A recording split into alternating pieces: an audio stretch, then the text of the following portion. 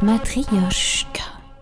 Vous venez d'écrire, Étienne Klein, un livre, 33 idées de génie qui ont bousculé la physique. Et par rapport à ça, ce qui nous intéresse ici, sur la façon d'écrire une histoire aussi différente, c'est comment, finalement, l'idée de génie, elle arrive. Parce que parfois, on se dit on aurait bien besoin d'une idée de génie quand on voit le travail que fait Daniel Kaplan avec ses groupes de travail, que ce soit sur le travail justement, mais sur différents sujets, pour essayer d'aller explorer d'autres imaginaires ailleurs, d'autres narratifs, d'autres narrations. On se dit, mais finalement, il y a un travail énorme, et là, on a un problème encore plus énorme. Est-ce qu'on ne pourrait pas avoir juste l'idée de génie qui tombe comme ça? Alors, comment ça marche, l'idée de génie, Étienne Klein? Bon, c'est quand même difficile de parler après Malek. C'est pour ça que j'ai pris un peu de temps. C'est aussi difficile de courir après lui. Je l'ai vu à Chamonix. Bon. Il parle de l'optimisme. Moi, je me souviens de la définition de l'optimisme que donnait Jean d'Ormesson. Il disait, un optimiste, c'est un gars qui fait ses mots croisés avec un stylo bille. Et alors, on pourrait la compléter en disant, un pessimiste, c'est quelqu'un qui ne fait pas de mots croisés parce qu'il a peur d'échouer.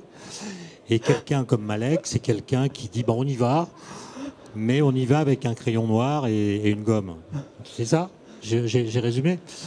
Bon, alors, en effet, avec un ancien étudiant qui s'appelle Gauthier de Pambourg, on a sélectionné 33 textes écrits par des physiciens ou des physiciennes entre Galilée et le début du XXIe siècle. C'est des textes qu'on a commentés qui contiennent une idée géniale, c'est-à-dire une idée qui a coupé l'histoire en deux. Il y a un avant et un après, parce que cette idée, qui est parfois émise de façon embryonnaire, a changé la donne et a ensuite engendré des évolutions, voire des révolutions dans l'histoire de la physique. Alors, être génial, c'est pas avoir une propriété qui s'appelle le génie. Tous ces gens qui ont eu des idées géniales ne sont pas forcément géniaux en tout.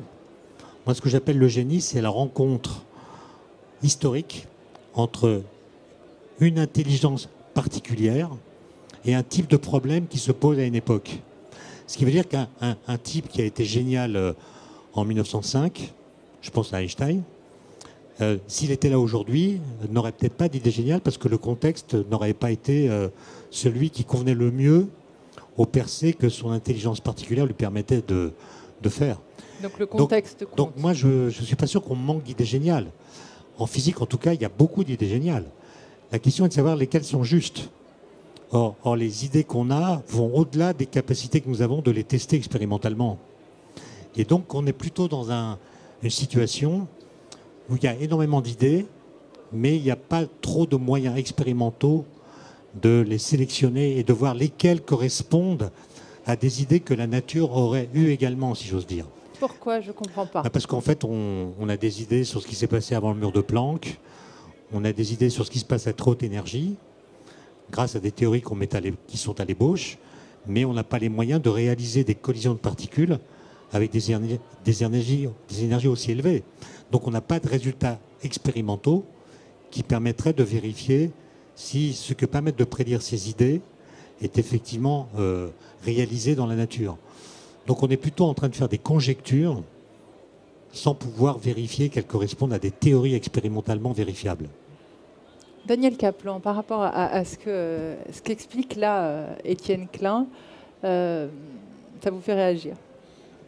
Alors, je voulais d'abord réagir peut-être à votre question. Qui, en tout cas, le côté de la baguette magique, tout ça? La baguette magique, l'idée. Oui. Alors, pas sur la question scientifique ou sur laquelle je ne m'avancerai pas, mais où on sent bien que sur il y a cette tentation qui est... Bon, c'est quand même difficile... on sent bien qu'il va falloir changer, on ne sait pas trop comment. Ce serait bien si on pouvait consommer l'idée, là, elle arrive, hop, on n'a plus qu'à faire. Puis on n'en parle plus. Et puis on n'en parle plus. Ouais. C'est bon. Et ça, c'est sûr que cette ressource, vous l'aurez pas. Alors j'étais très intéressé, évidemment, par ce que disait Malek. Mais en particulier, vous parliez des 3 I, que je connaissais théoriquement, mais dans le monde de la prospective, qui n'est pas le monde de la prévision, attention. Hein. Si vous voulez faire le distinguo, peut-être pour la salle, qu'on comprenne très simplement. En gros, qu'est-ce que c'est que le futur? C'est un endroit imaginaire.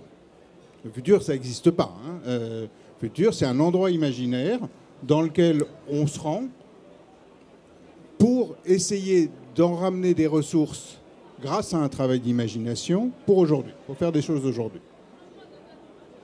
Tout prospectiviste qui se respecte va commencer par vous dire une chose, la prospective n'est pas de la prévision.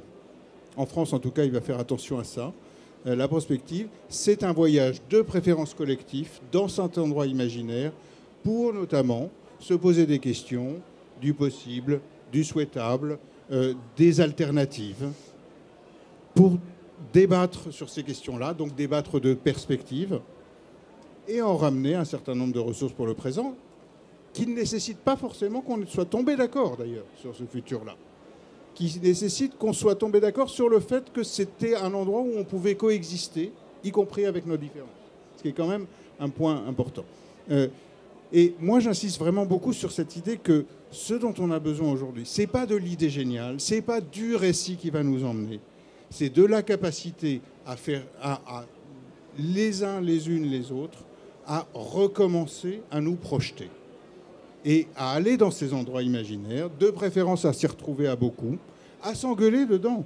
Mais s'engueuler sur le futur, comme on sait que c'est imaginaire, comme on sait que personne n'a raison, c'est beaucoup plus facile et beaucoup plus pacifique que s'engueuler sur le passé, voyez-le aujourd'hui. Hein, et c'est même plus facile et plus positif que s'engueuler sur le présent. Quand on anime des groupes, nous, on a appris une chose, c'est qu'il ne fallait pas chercher à les faire tomber d'accord sur le présent. À nouveau, je ne suis pas dans le champ scientifique ici. Je suis dans le champ de la description de la situation d'une société, de la situation d'une entreprise, de la situation d'un collectif. On ne peut jamais être d'accord sur le présent.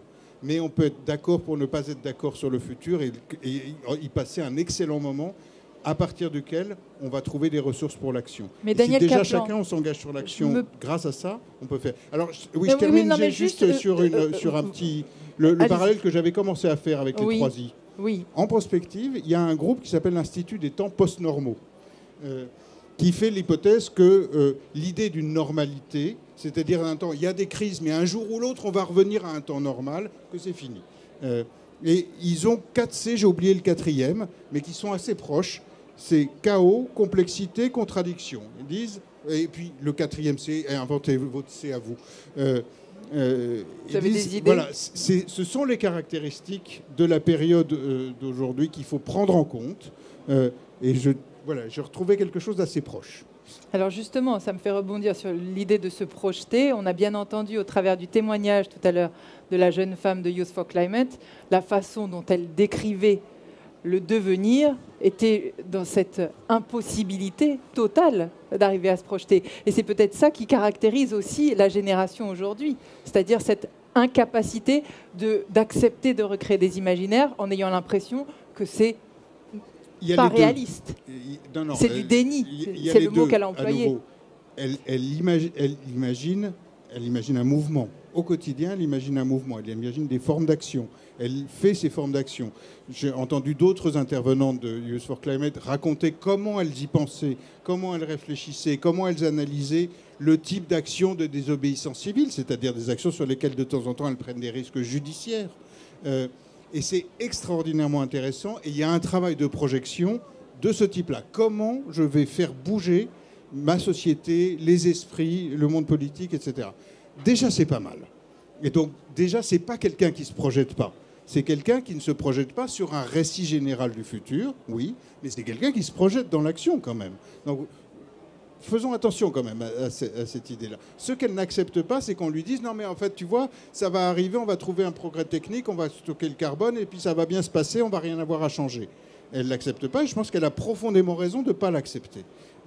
Ensuite, elle a, comme nous tous et toutes, cette difficulté qui est « Oui, mais alors à quoi ça ressemblerait cette société dans laquelle on serait descendu d'un métabolisme à 11 tonnes par personne à un métabolisme énergétique à 2 tonnes par personne ?»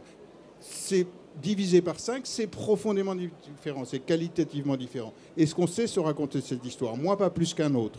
Est-ce qu'on peut explorer, grâce à nos 3I ou nos 4C, d'autres formes d'histoire? À notre alphabet, on peut dire. Est-ce qu'on peut d'ailleurs aller les chercher, y compris avec l'aide d'autres cultures? Parce qu'une des difficultés intéressantes qu'on a, c'est que jusqu'ici, il y avait un monopole occidental du futur. D'ailleurs, cette relation au temps, cette idée du futur, cette idée du progrès, c'est une idée profondément occidentale. Le monopole occidental de la production d'idées considérées comme universelles, c'est terminé. Donc en plus, il va falloir qu'on aille le chercher avec d'autres cultures. Mais est-ce que toutes ces ressources-là peuvent nous aider petit à petit à construire nos visions à nous, sur lesquelles on s'engueulera les uns les autres, mais dans cet endroit imaginaire qui s'appelle le futur? C'est ça qu'on peut construire. Et là, je pense qu'on peut la retrouver. Matrioshka.